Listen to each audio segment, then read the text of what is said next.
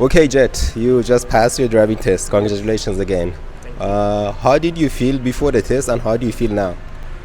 I was very nervous this morning, but then I think after like 5 minutes during the driving test, I felt like I felt very calm and everything was going to be okay.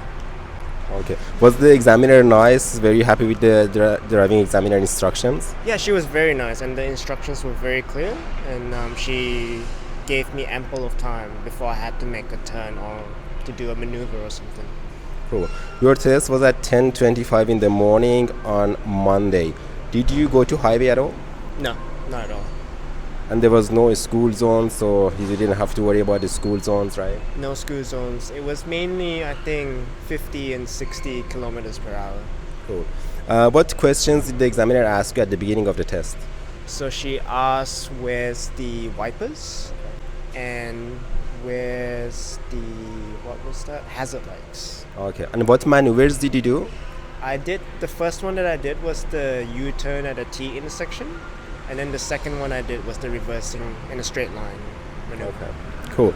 And so you are from Malaysia, Jet. What do you think? What are the challenges that the Malaysians face when they come to Australia and drive in Australia? I feel like the driving in Malaysia is very different to Australia. It's in Malaysia you have to drive very defensively. Everyone doesn't really follow the rules and speed limits, so you always have to be cautious. Whereas in Australia, in my experience, everyone follows the rules. It's a lot easier. If you indicate, they'll let you in. But in Malaysia, if you indicate, they'll drive even faster. So I think that's the key difference, and probably the challenges for a Malaysian to come here is just probably following the speed and head checks and those sort of stuff.